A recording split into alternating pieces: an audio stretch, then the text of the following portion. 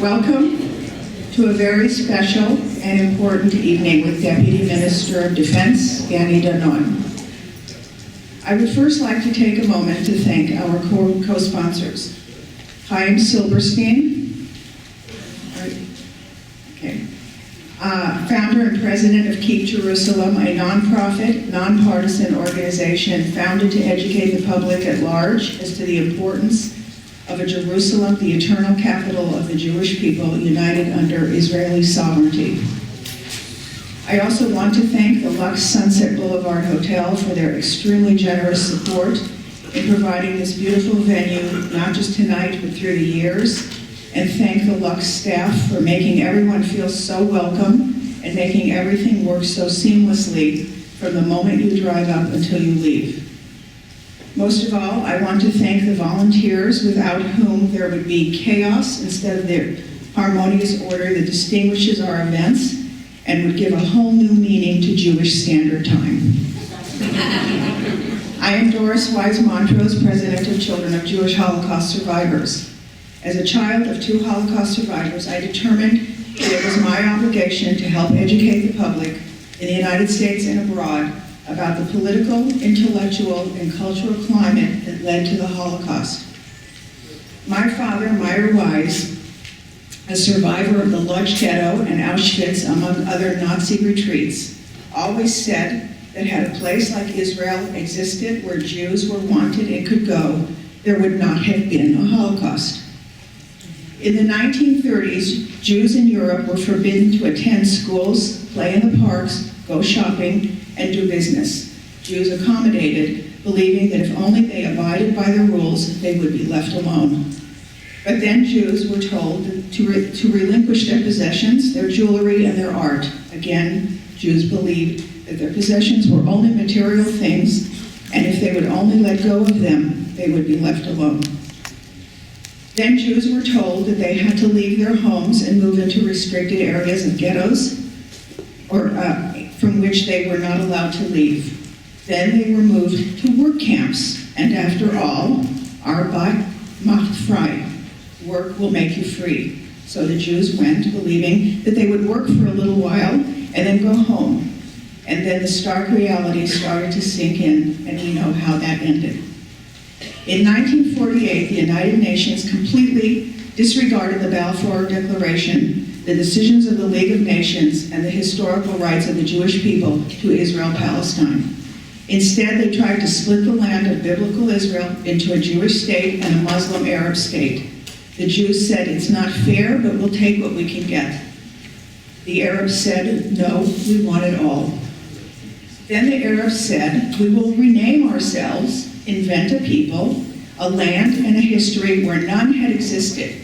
The Jews failed to correct that myth, and now the world sides against a people with an established history of a Jewish nation for over 3,000 years. Unfortunately, Israel and the Jewish people accommodated and continue to accommodate this new narrative that has captured the world's support and sympathy while inspiring hatred for the Jews and Israel. Added to this, in 2005, the then Prime Minister of Israel, Ariel Sharon, decided that the Jews who had made their homes for years in Gush Katif were to be evacuated as a gesture of Israel's desire for peace with the Arabs. The first time in history that Jews evicted Jews from their homes.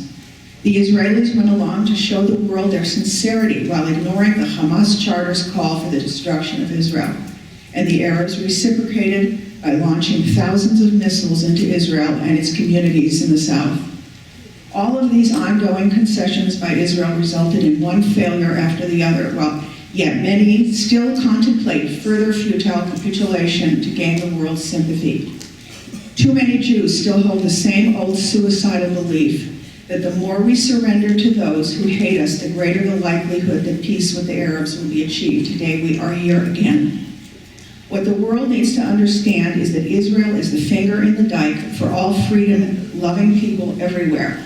It's time for every American Secretary of State to understand this and to turn his or her attention to the real problems and dangers instead of working to destroy Israel, which is the ultimate goal of the so-called peace process. We are very honored tonight to host Danny Danon, Deputy Minister of Defense, who has been outspoken about the latest release of convicted Arab terrorists with Jewish blood on their hands. We are especially honored because the Deputy Minister also spoke for us on March 22nd, 2010. Deputy Minister Danon will be introduced by Steve Goldberg, an active and passionate supporter of Israel and a strong Zionist. He is Vice President of Children of Jewish Holocaust Survivors and National Vice Chairman of the Zionist Organization of America. He is a U.S. representative on the Executive Board of World Likud and was a delegate at the World Zionist Congress. He was also the lawyer for the Jewish Defense League for years. I am grateful to Steve for his friendship and for the knowledge and commitment he brings to bear on issues of importance to Israel and the Jewish community. Steve has no family in Israel and no direct ties to the Holocaust, yet he understands well the significance of the existence of the Jewish state of Israel to Jews everywhere. Steve is a model for American Jews who need to understand the historical precariousness of our survival. Blank cards and pens have been distributed for your questions, to which Deputy Minister Danon will respond following his talk. The Deputy Minister's book, Israel, A Will to Prevail, is available for sale and signing, and there's only a few left. Kindly turn off your cell phones and other electronic devices. Ladies and gentlemen, Steve Goldberg.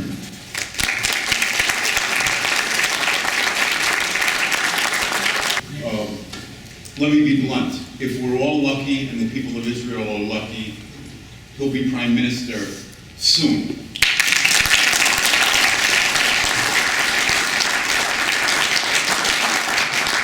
He's the up-and-coming star in the Likud Party, and he did it with a combination of intelligence, grits, and beitzim. Because he has the fortitude to tell the truth. When it's not, he doesn't go along with the political flow.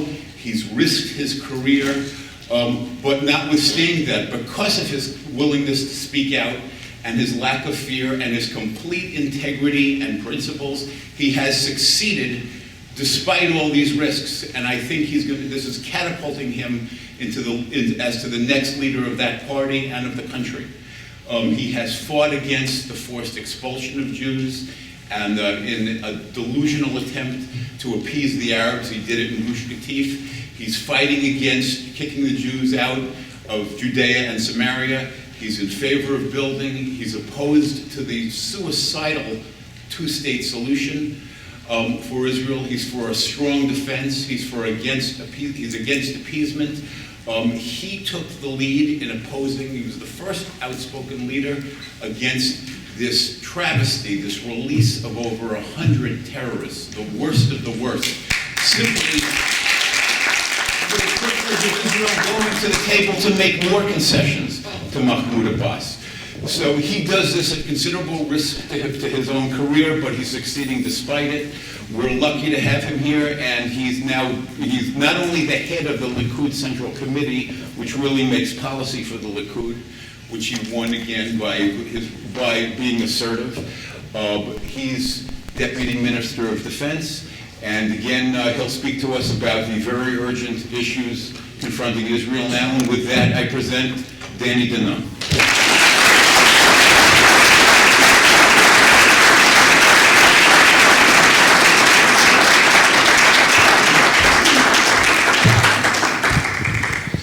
Shalom, good evening. I'm happy to be here again. I have a deja vu, standing here 3 years ago, seeing some of the same faces. I want to thank you for inviting me again. Actually, I'm on a private visit to the West Coast. We have a Hatuna, a wedding here in LA. By the way, in Israel, a wedding it's one event. 3 hours, you come and go. Here in the US, you come to a wedding, it's 5 events. So it's something I can recommend that will be changed in the Jewish community in LA. I'm grateful, who is Doris? She's running around, but I'm grateful to be here speaking for the children of Holocaust survivors. Again, I want to thank my friend Chaim Silverstein from Keep Jerusalem. Chaim, please stand up. Chaim is doing a great job. with the organization Likud Jerusalem that brings youngsters, congressmen, senators to Jerusalem and teach them about what's really happening today in Jerusalem. I have many friends in the crowd. You met Steve Goldberg. I don't know if you told me the next Prime Minister, it's a blessing or a cursing, Steve. But I want to thank you for your support. Eli and Ava Marmur just came from Israel for the Maccabiah games. Who won the games in Maccabiah? The American team was the largest one after Israel. And I want to thank you for supporting the Maccabiah and Israel. My friend Miles Berman, a lot of lawyers in this crowd. Miles is one of them. And Mr. Enrique August, Steve, doctors and lawyers we have. And we are happy. I will make a deal with you tonight. I am a good businessman as an Israeli politician. I will tell you about all the problems, all the threats, all the challenges that Israel faces today, that you will go out optimistic about Israel. That is my message to you today. Yes, we have challenges, we have enemies, but we are strong. We are strong and we can face all the challenges that we have to face. And I'm saying it not only as a member of Knesset, but also as a Deputy Defense Minister of Israel. And today, when I meet our boys, and I see the capability of our armed forces, I'm more than proud. I know we can stand up and face all the challenges. So still you will get questions about Iran, Syria, Egypt. Yes, we can. We can face all of our enemies. We have proven it in the past, and if needed, we will prove it again. I wanted tonight to try to change some of the way of your thinking about Israel, and I got a chance to speak to some of you before the event, and we apologize too much. We are becoming apologetic about everything. What do you think? So let's start to think differently. Not about apologizing, about speaking about rights. About rights, yes, we do have rights. We are the lawyers. When you have a good case, you come and you put the rights on the table. You say that belongs to me, period. And I think what happened to the Israeli governments, to the Jewish community, that we forgot to speak about rights. And I am one of the leaders in Israel that encourage the dialogue between American Jews and Israel. I come here, I speak here, the book that you got was in order to start a debate about the two-state solution, and I'm happy that I was able to start the debate, but let's talk about the rights. And in my book, I speak about 4 rights that we have. The first one, the basic one, is the biblical right. You can believe it, you cannot believe it, but it's written in the Bible. By the way, for me, I'm not wearing a yarmulke, it is enough. For me, the biblical right is enough. I don't need to elaborate more than that. But we can elaborate more than that. We should speak about and Doris spoke about at the beginning, the international law. If you read the history, you see that in 1920, San Remo, you know where is San Remo? Yes. A very nice place, by the way. They have an Italian singing festival every summer in San Remo.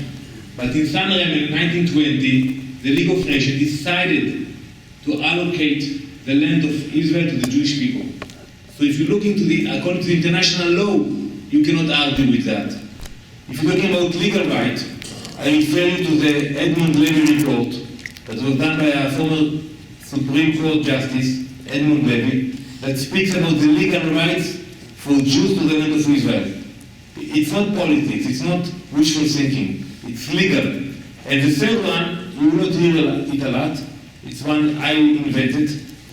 I call it the sechel hayashar, the common sense. We won the war, we keep the land. That's sechel hayashar. That is common sense. When the US won the war against Mexico, and you know better than me where the line was in Arizona, New Mexico, California, nobody said let's bring it back. No. Imagine that the Arabs will know every time they start a war with the Jewish people that if they lose, they will be able to get it back. It doesn't work that way. You started a war, you lost the war, tough luck. Tough luck. It belongs to us. And I hear today the voices saying, if you will not sign an accord tomorrow morning, it will be a disaster. We read it a lot. And my position is totally different. I think that we should not think about solving the conflict tomorrow morning. It will not happen. And excuse me, no, you use the politicians who come to you and tell you, give me money or vote for me, and I will give you change in a minute. Then you see a politician who comes to you and tell you, you can give me money, you can vote for me, nothing will happen. Nothing will happen. That is the truth of the matter. In the near future, there will be no agreement with the Palestinians. Now maybe you want to hear something different. If I would come today and speak about a new vision, a new Middle East, peace, you will be able to drive to Damascus to eat hummus. You will be able to go to Egypt to eat food. You know, each one can add his own peace. I'm not there. I'm telling you the truth. I believe we should manage the conflict and think about the long run. Think about the future. And it is hard. When I said a few weeks ago that I am against two-state solution, and I'm saying it here again, though it's on record, I am against the two-state solution. I think it's bad for Israel. An organization by the name of the American Jewish Committee sent a press release calling Prime Minister Netanyahu to fire me for speaking against a two-state solution. So I don't know about here in the US, but in Israel we still have a strong democracy. Elected member of Knesset can still voice their opinion about the future of Israel. And I will continue to do that with all due respect to all Jewish organizations and non-Jewish organizations. And I think that if you look at what I said exactly 8 years ago, when the disengagement took place in Israel, and I said, it is a disaster. It is crazy. We're taking out the Jews for nothing. There will be missiles flying on Ashkelon. Well, I was wrong, because I said on Ashkelon. The truth of the matter, the missiles are flying on Ashkelon, Ashdod, Rishon LeZion, Tel Aviv, Jerusalem. But if you look at the headlines, back then they said, Danon and the people of the Likud are frightening the public. We are mad people, and we are frightening the public. So look at what's happening today. And I'm telling you tonight that if God forbid there will be a Palestinian state in Judea and Samaria, look exactly at what's happening today in Gaza, do copy-paste like you do in the computer, it will be the same in Judea and Samaria. Yep. The same. Yep. Hamas will take over, you will have missiles flying everywhere, in the coastal area of Israel, on Ben Gurion airport. Today you say, well, he's spoiling the party. We just started the negotiation in Washington, and he's coming here to LA and he's spoiling the party. That, God forbid, what will happen. That is why I'm not very optimistic about the talks that started this week in Washington. Frankly speaking, I'm not happy with the negotiation team, because when I look who is representing the US, Martin Indyk, who did a lot of good things for the US and for Israel, but in the last few years, you see exactly what he thinks about the issue of the Palestinian issue. He sits on the board of the New Israel Fund, which supported heavily organization that boycotts Israel.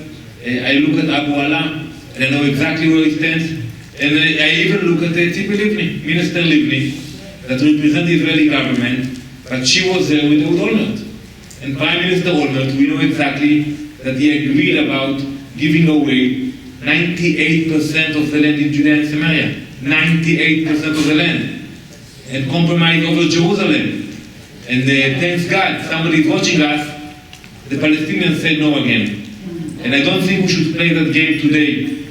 And I hope, and I'm counting on the Prime Minister Netanyahu and that the Likud government will not allow Tzipi Livni to get to the position where she went when she was serving under Prime Minister Ehud Olmert. I know that the question will be, so what will happen if not two-state solution? And by the way, also in Israel, when I speak that it will not happen, people say, well, how can you say that? Because the media, the scholars, they speak only about that. And if somebody say no, it's very hard for them to accept. So first of all, I will tell you that you don't do something because you have nothing else to do. But I do have a vision for peace in the Middle East. It is a long term. I know it's hard. You are used to live in the US for short term. If you want a diet, it will happen in 14 days. If you want a lawyer, in 2 days, they will get you out of jail. Everything will happen yesterday. Well, I tell you, it's not going to happen. It's going to take time. But my vision, I believe that we should apply Israeli sovereignty over the Jewish communities in Judea and Samaria and the vacant land in Judea and Samaria. I don't say to annex that the word you use in English, because you cannot annex something that belongs to you. But I do believe that if you look at what is the best for us, the best for us to have the majority of the land. By the way, it's vacant land. When you come, Chaim will take you not only to Jerusalem, but also to Judea and Samaria. You will see Judea and Samaria, it's vacant. Nothing there, no Arabs, no Jews. Unfortunately, I wish we had more Jews living there. And I think, when I hear the wording settlement blocks, and yesterday Secretary Kelly told one of the congressmen in the Capitol Hill that Israel would be able to keep the majority of the settlement blocks. And when he made that phone call, he tried to show that he's doing a good job for Israel, because he called a congressman who supports Israel. So he told him they would be able to keep the majority of the settlement blocks. Toda Rabba. Thank you very much. We'll be able to keep the majority of the 3%. That will be the outcome of the negotiations. My vision is to do peace settlement blocks, but for the Palestinians. Yes, I do not wish to apply the very law on the major cities of Judea and Samaria. My vision is that we will apply the law on the Jewish communities, the majority of the vacant land, and the Palestinian cities. We will have to determine the status of the Palestinians with Jordan, with Israel. That will be the actual agreement. But the vision is not to give away everything to the Palestinians. I know that some of you will say, if you come in the second time, you will know me by now. I speak very directly. I keep to my beliefs. Some of you are thinking now, look at it, well, with who will accept what you're saying? Nobody will accept it. So what? We live in the Middle East. Don't look for logic in the Middle East.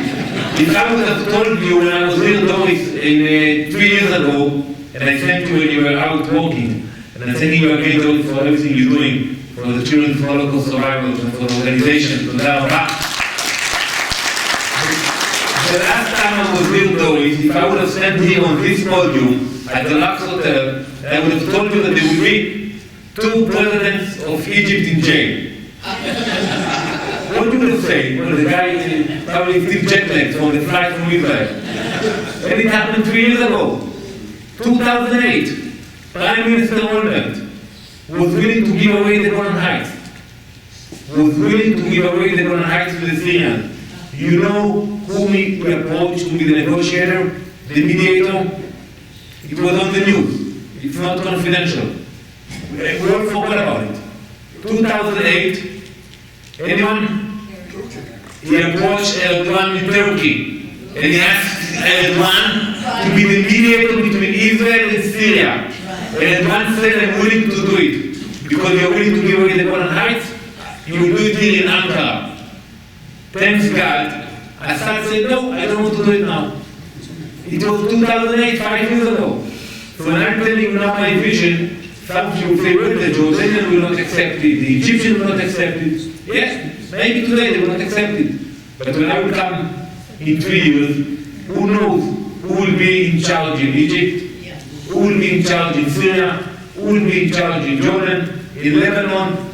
It is the Middle East. That is why we have to focus on what is good for us and not to be afraid to take the right decisions. And the main point in my book, Israel's Will to Prevail, is to, and there was a student that I spoke, where is the student? Ehud. What is your name? Danon, excuse me, Danon. Danon told me that it is very hard to explain the decisions that the Israeli government takes in the campuses here in California. And he's right. We know what's happening in UCLA, all over. It's hard. But I told him, and it wasn't a pleasant answer, I think, for you. I told him, I prefer that we will take the right decision for Israel, and then you will have a hard time in your campus. And that is my message, that Israel should take decisions that are good for Israel, and then to deal with how to explain it, how to deal with that. And I want to give you two examples, a good one and a bad one. The good example is Prime Minister Menachem Begin.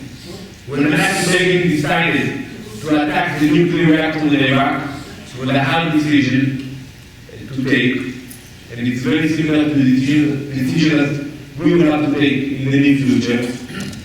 He was condemned by the UN. Well, the UN, no surprise. Whenever we see Israel, they condemn Israel.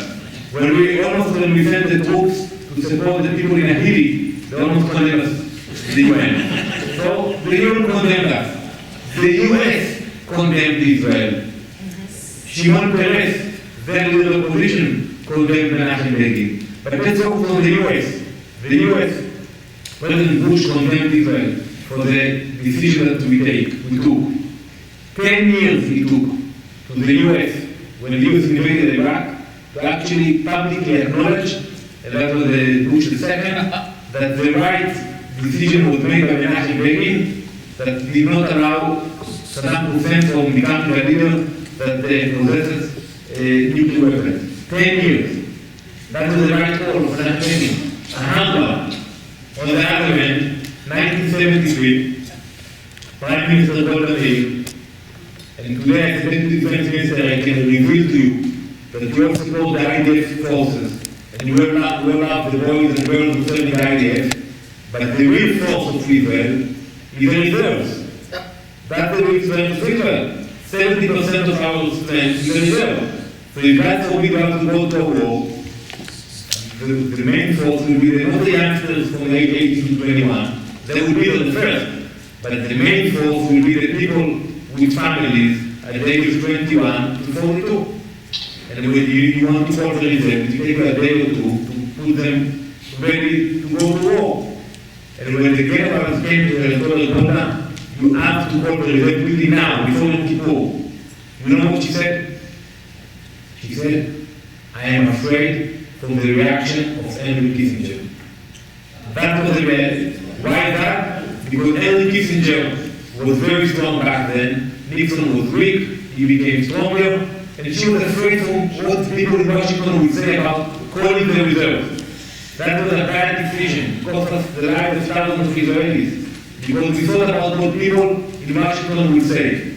And by the time the Egyptian army was crossing the canal, and our troops were surrounded there, we got a telegram from Washington. Back then there was no emails, no Twitter, but we got a telegram to the embassy in Washington, telling the Israelis, hold your horses, Kissinger will negotiate the issues with the Egyptians. By the time the telegram got to the embassy, the Egyptian army was over the canal. Can you imagine that? That is the example of how we have to take the decisions which are good for Israel without thinking what will be the response in the EU, what will be the response in Washington. It's not easy, but this is leadership, and that's what we need to do today. And when I analyze it, in this October, we will have a lot of events in Israel. Those of you will come for the holidays. We're going to mark 40 years for the Yom Kippur War. And interestingly enough, it's the same. Before the Yom Kippur War, the Russians supplied Egypt with special missiles.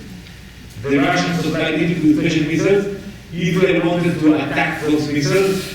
The Americans told Israel, do not do it, because they wanted to take the Egyptians from the control of the Russians to the umbrella of Kissinger. And Israel accepted the demand of the US and did not attack the missiles that the Russians supplied to the Egyptians.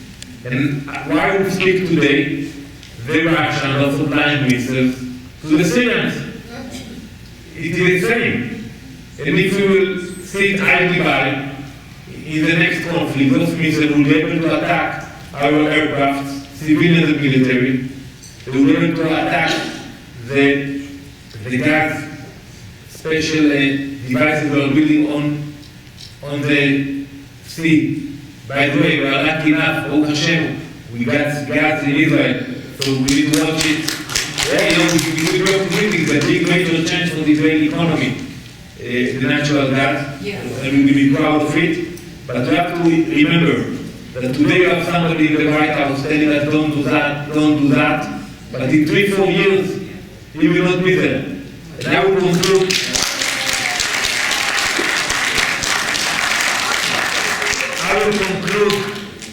With the story of Har Homa.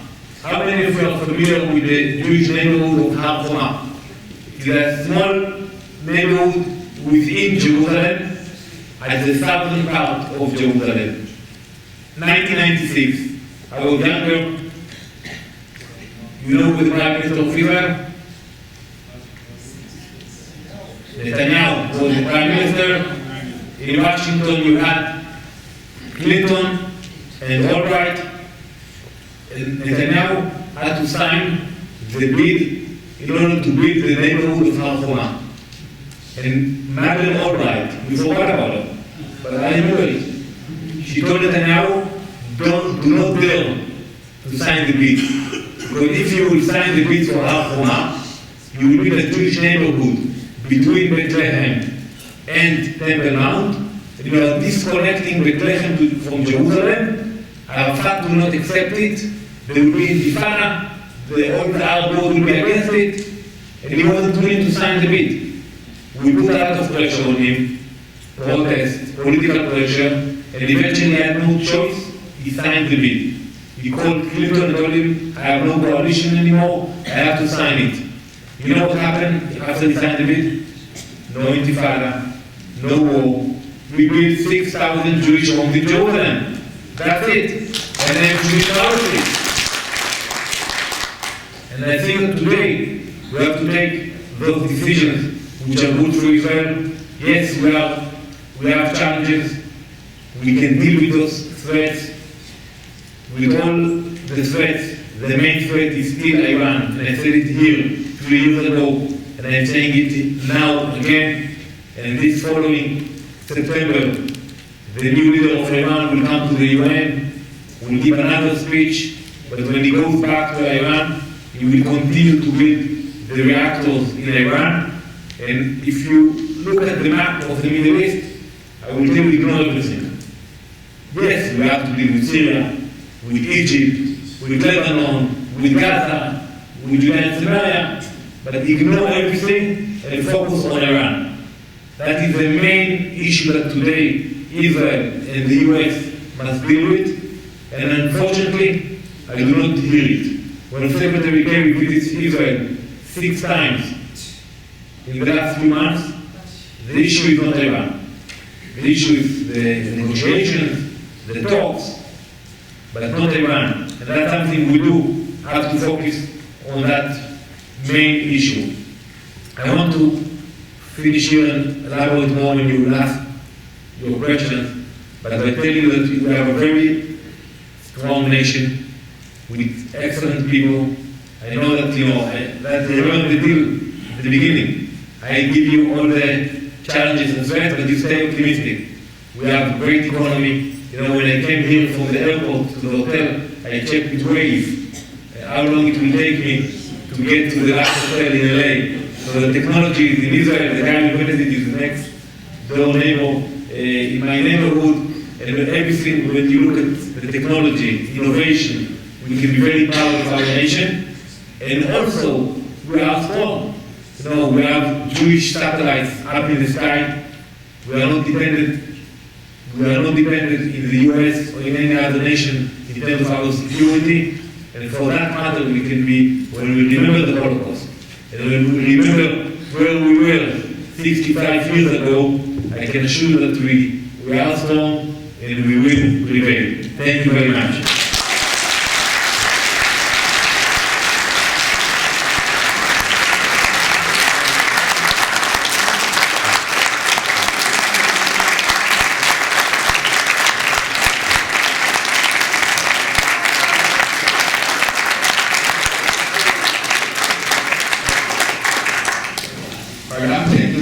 questions from the audience, and I'm synthesizing them, and I'm going to go right to the biggest issue, which is Iran.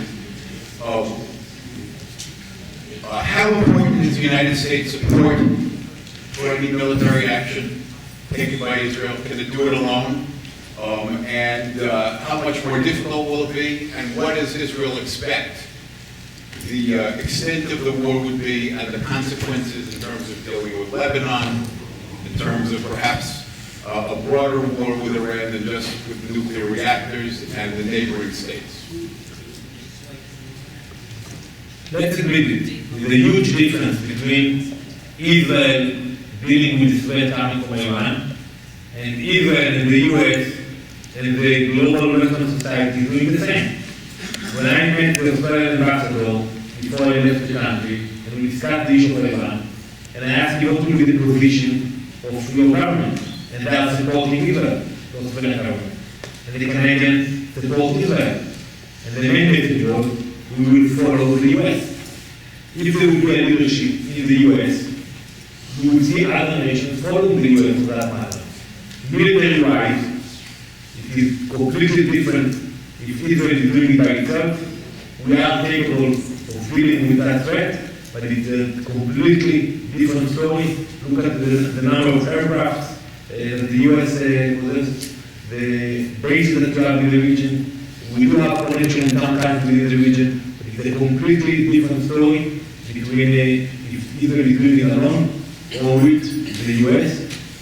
And the decision also is very hard, because taking such a decision, it means that we have to be ready for the retaliation. There will be missiles flying into Israel, coming from Lebanon, coming from Gaza, and coming from Iran. And it's not pleasant to put the civilian population under threat, and that's something we are also taking into consideration.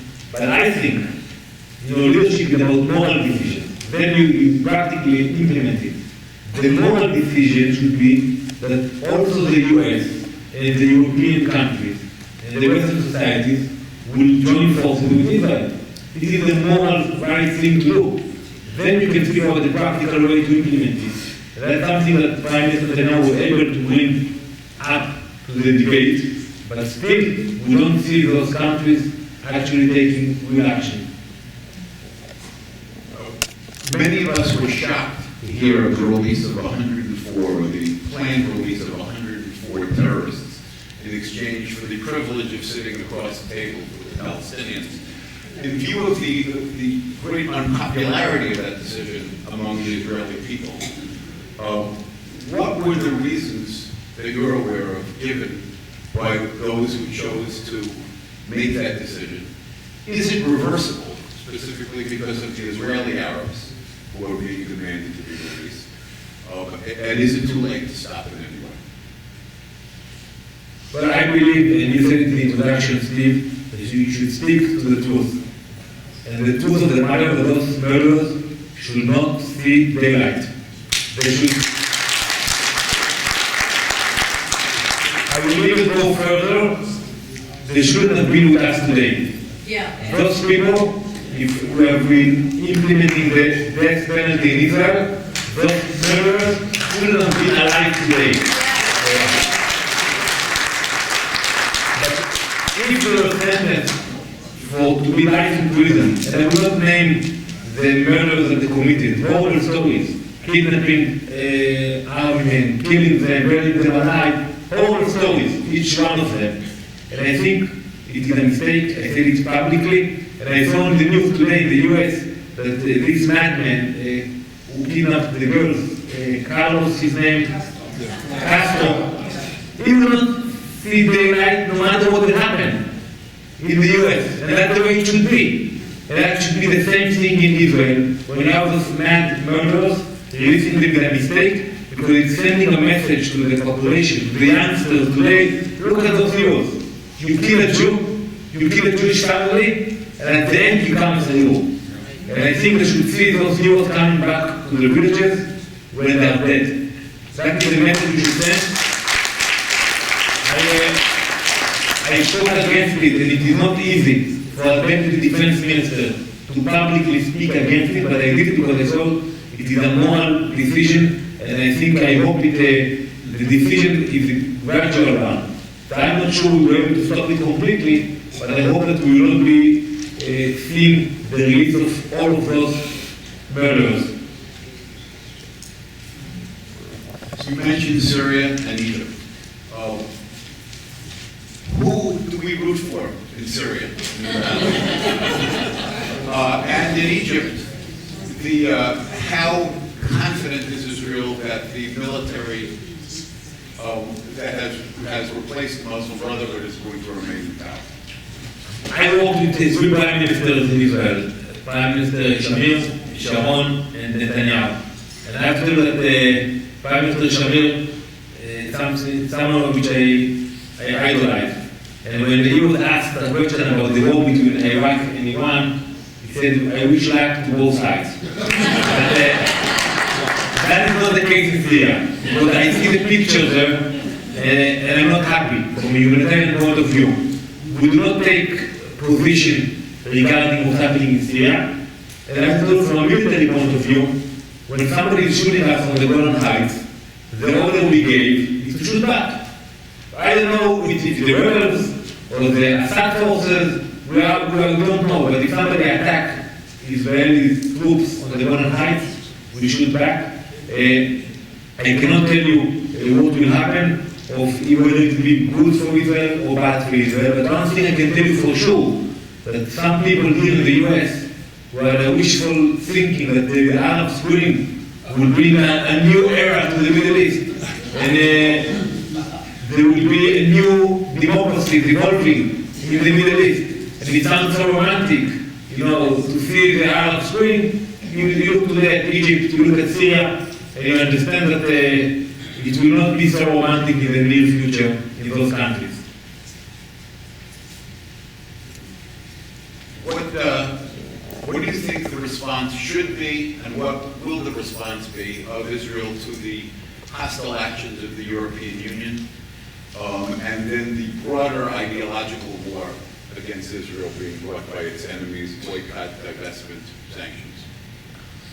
Well, first of all, frankly speaking, the Europeans, they have a very unique approach. On one hand, they say we want to help, we want to be a mediator, to be involved. On the other hand, they think they can dictate the result of the negotiation. So I can tell you directly, they are not helping the peace forces. By the decision that they took, they're actually helping the Palestinians. And I explained to you right from the defense ministry, there are other projects that are being done by European money, that they need the approval of Israel. They need the approval of the defense ministry to build centers for the Palestinians, to develop the economy for the Palestinians. And if they think that now we will start to boycott Israel and to dictate to us what to do or not to do, we will tell them very frankly, thank you very much. We do not need your advice. We do not need your support.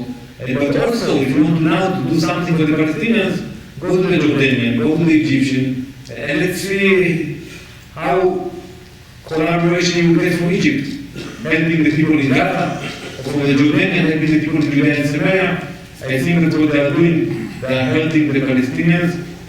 But for us, we should not be surprised, because we saw in the last few years that the Europeans took sides on this conflict, and now they're trying to impose it.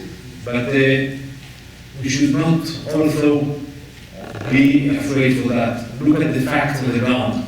Look at the number of Jews today living in Judea and Samaria. Look at the number of industries, the winery. And you see today what's happening in Jerusalem, and you look at the pressure coming from Europe. So I can assure that there will be pressure in the future, but we will continue to build and develop our communities in the future as well. The Prime Minister has stated, he stated in Bar-Ilan several years ago, and he stated again that he supports the creation of a Palestinian state, two-state solution. Most of Likud does not. How is this conflict going to be resolved? How does the Prime Minister's position reconcile with Likud policy? Well, in his Bar-Ilan speech, Prime Minister Netanyahu addressed the issue of a two-state solution. I asked him the night before when I sat with him, I told him, do not use the term two-state solution. Do not adapt the vocabulary of the left, because that will be the start negotiation, and that's, now it's done. It's already, the Palestinians are not talking about the Palestinian state. They demanded last week, going back to 1967 lines. And they unfortunately used the issue of two-state solution. This decision was never approved by the Israeli government or by the Likud movement. The Prime Minister understands that there is no majority today for such a decision within the current coalition. That's why today we see that we're talking about a referendum, that we will go back to the public if there will be an accord to get the support of the people. I think that there will be elections before. If there will be an accord with the Palestinians, we will have to go for election, and then the Prime Minister will have to decide if he supports the accord or the Likud Party will have to decide. I can tell you as somebody who is involved in the Likud that I estimate that the majority of the Likud people in Israel will not support an accord that speaks about going back to 1967 lines, talking about a compromise in Jerusalem. There will be no majority for such a deal within the Likud, and I also believe within the Israeli people. We've seen videos of Israeli soldiers being chased away and running away when Arabs are throwing rocks. And apparently there are orders, rules of engagement that they're not supposed to shoot at people throwing rocks. Is there a possibility of changing the rules of engagement so that soldiers can defend themselves against rock attacks, which really are attempted murder? Well, when you look at the picture, you first of all need to ask yourself, who took the picture? Who edited the picture? And we see that, today with the technology, you can play with that. So I'm not moved by those pictures. Overall, we see that we have presence of our armed forces in Judea and Samaria. We keep stability on the ground. And I don't think we need to change the rules, but we need to change the atmosphere. The commander, yes, usually are reserved soldiers, they should know that they have the support of the politicians, they have support of the public to do what is right. And they can do what is right. But if they feel that they have no support, and you see somebody taking a picture of you, and you will go to court by yourself after you finish your reserve duty, that is a problem. But if you know that you have the support of the people, of the army, and that's something today, the Defense Minister, I'm telling the troops, we will be with you. You will not be alone. If you will be sued by B'Tselem or other organizations that are being sponsored by the EU, you will not be alone. I think that is very important, and we have to start with the commanders and go to the soldiers.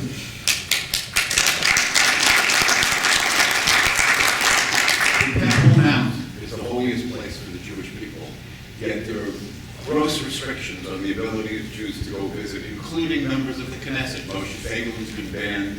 Zev Elkin was recently chased away. Are there any plans to protect the rights of Jews to worship freely on the Temple Mount? I believe in freedom of religion, period, for Muslims, for Christians, and also for Jews. Yes, also for Jews in Jerusalem. And they should be allowed. By the way, when I want to go, I go to Temple Mount. There's few restrictions. Each one is doing it according to what he believes, but I go to certain locations on the mountain. If you properly tell the police, you can go. And when you come to Israel, if you want to go, you have certain hours, you can come and you can walk up to Temple Mount. And it's safe. But I think that the fact that Jews today are not allowed to pray on Temple Mount, that's something we should change. Because if somebody wants to pray, a Muslim, Christian, or a Jew, he should be able to do it. And we should not get permission from anyone. And when I read the protocol of the negotiations of Prime Minister Olmert about Jerusalem, that there will be inspectors in the holy sites, it sounds so nice, inspectors in the holy sites. Can you imagine a UN inspector telling you what you can do, what you cannot do? You look at the inspectors today in the border with Hezbollah. The only thing they can do, the inspectors, is take pictures of the Hezbollah putting missiles all over. So the last thing I want to see is the inspectors telling Jews whether they can come and prayer or not. And I think on Temple Mount, it is open to Jews, and Jews can go up on the mountain whenever they want with the police. We need to change it, and they will be allowed to pray in certain areas, at a certain time. We're doing it, by the way, in Hebron, and Jews and Muslims are praying in the same location almost, and it's working. It will be also done on Temple Mount. What do you say to those who say there's a demographic threat of Arabs outnumbering Jews in the Jewish state, and unless we create a Palestinian state, then you either have apartheid or you get outnumbered, and Israel no longer is the Jewish state? Two answers. First of all, look at the numbers. Look at the numbers from beginning of 1910, 15 until today. And you look at the numbers and you see no explanation. But you see the numbers of the Jewish population going up and up and up and up. And when Prime Minister Shamir was asked the same question in 1993, after he was the Prime Minister, and he said, do not worry, we will bring 1 million Jews from Russia to Israel. People say, well, the guy is not there anymore. And look at today, we have more than 1 million Jews in Eretz Israel. And I'm optimistic about that. And I think when today you look at the numbers, you should not be afraid of demography. If you look at my vision, that we will not annex the Palestinians in Judea and Samaria or in Gaza. That is not the vision. We will live with the Arab Israelis. We will be able to have a Jewish majority, and still the numbers are good for Israel. And people who are trying to threaten and say, if you don't do it now, and look at what the left is saying all the time, for the last 20 years, if you don't do it now, if you will not sign the agreement tomorrow, if you will not do it next morning, it will be the end of Israel. It is not the case. It is not true. We should continue to bring Jews to Israel. We should encourage Jews to have more babies. And by the way, if you're looking at the birth rate of Jews compared to the Arab, you will look at the number and you will see it's not bad. The numbers are not bad. It's shifting. I don't know about LA, but in my neighborhood, which is a secular community, today the average is 4 children. It used to be 3 children in Israel. The average is 4 children.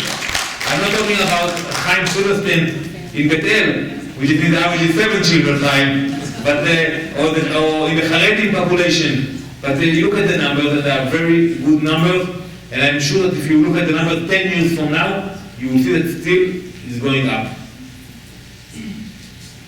You mentioned the Haredi and the ultra-Orthodox. How is the effort to incorporate them into the obligations of the Israeli society going, whether it's bringing them into national service or the army, and having them be a part of the workforce? First of all, I think that everybody should share the burden in Israel. When I say everybody, I'm talking about the Haredim and also about the Arab Israelis. And I think that we should apply mandatory national service for the Arab Israelis. Now do not worry, I don't want to see MK Zouabi or the other serving in the IDF. But I do want to see them service in their own communities, in hospitals, kindergarten. At the age of 18, an Arab teenager should do something for the state of Israel and not go to work to university. And that should be mandatory.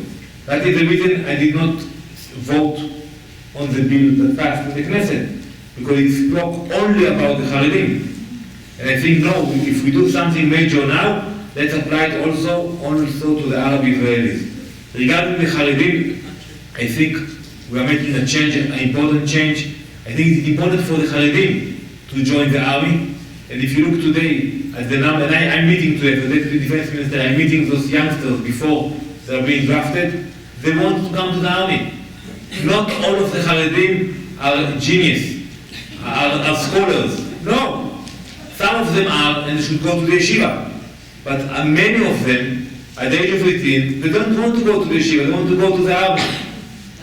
They want to do something else. And if you look at the numbers of the people who already graduated from the Israeli Defense Forces, a Haredi who finished the army makes much more money than his friend who went to the yeshiva. Now, there is no explanation why that, because they're the same age, same education, but still, the Haredi who did the army service is being respected by the Israeli society. He knows the language, he has the friends, and at 10 years later, when he has 5 children or 7 children, he will make 8,000 shekel and not 3,000 shekel like the yeshiva bucher.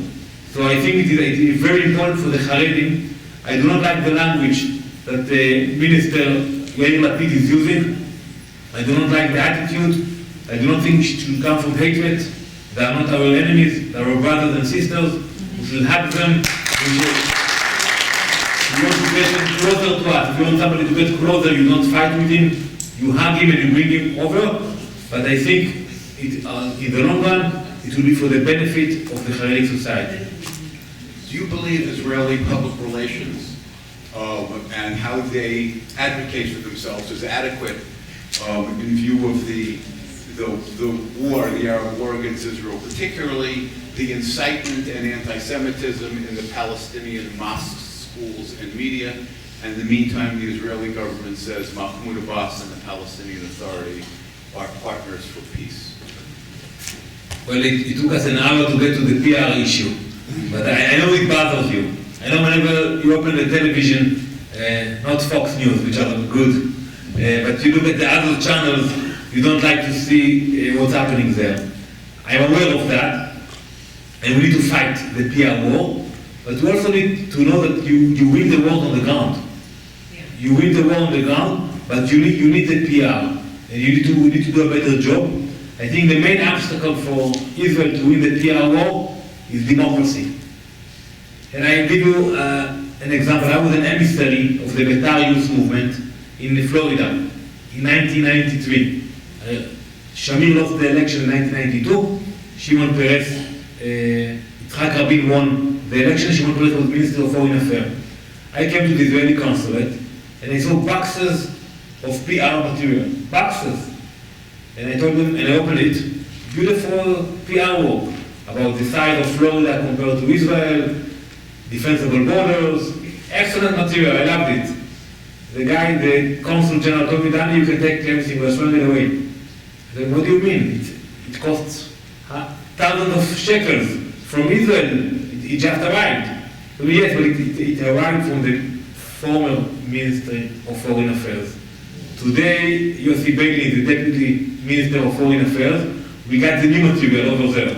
And that was the Oslo Accord, Palestinian State, New Middle East. So you cannot win a PR war when in the Israeli consulate you have in one room boxes filled with this kind of PR, and in the other room exactly the opposite. But this is the price of democracy, because we have different governments and different opinions, but it's very hard for us to speak to the message. But I think we should do a better job, and I want to go back to the beginning of my speech tonight. We should stop apologizing, we should stop being on the defense, we should stop feeling guilty about everything that we are doing. We should actually go on the offense, attack our enemies, and be proud of what we are doing in Eretz Israel. Yourself personally, your background, your family. You want to spend Shabbat here with me? Yeah, but where did your principles come from? Tell us about your family now, and why do you believe the way you believe? Well, you have all night, guy. No, but I will sum up with that and tell you that I think that we need, first of all, to know the land of Israel. To know the land, to travel all over. That's why I encourage you to speak with Chaim Silverstein afterward about his project of getting youngsters to Jerusalem. And I was lucky enough that my late father was not capable to travel with me, but he told me to travel in the land of Israel. And I traveled the land. And from knowing the land, and I know Israel very well. And today, when my oldest son, I'm trying to find the time to climb the Masada in the morning with him, or go on the walls of Jerusalem. First of all, you need to know the country. If you know the country, then you believe and you understand it is ours. It belongs to us. And that gave me the encouragement to speak up and to fight for what we believe in. And that's something is very important. And I want to tell you also, the Jews who do not live in Israel, it's yours. You have to be involved. It's not something you look and you say maybe yes, maybe no, it's yours. Even if you do not live there, your family members live there. You or your children or your grandchildren will eventually live there. It's like you invested in the stock market in New York City, and you have to look after your shares and to watch after it and to invest in your share. Even if you want them, you don't want, it's yours. That's why I like to see people involved with Israel, even if it's people from the left. I suppose they would be from the right. I prefer them. But I want every Jew to be involved with Israel, because it is something which is much bigger than the Jews who live in Israel. And again, people in this room, what would you urge us to do to help support Israel? Well, I think eventually I will tell you, come to live in Israel. Yeah. Eventually, that should be the ultimate goal. Maybe it will not be you physically. It will be your children, your grandchildren. The second option is to come and visit Israel and travel in Israel. You know, first of all, I encourage all of you on your next trip to Israel to speak with Chaim and book a tour in Jerusalem. And that's something you will appreciate. And the last thing is to stand for Israel and to speak for Israel. Even when you feel it's not comfortable. And you spoke about, I will not repeat the word that you used in the introduction, but when I had to stood up in front of the Prime Minister of Israel and my colleagues in the party and to tell them, you are wrong, it was hard. And it happened when we decided to impose the freeze on the Jewish community in Judea and Samaria. But it was the right thing to do. And I ask you to have the strength to stand up, to speak for Israel, whether it's on campus, on your synagogue, even if it's not popular, that's the right thing to do. And think about what happened in Israel 8 years ago with the disengagement. That it was a big celebration. In Israel, here, everybody supported it. It was a bad call. So my main message to you today is to stand for Israel, to speak for Israel, and at the end, to come to Israel.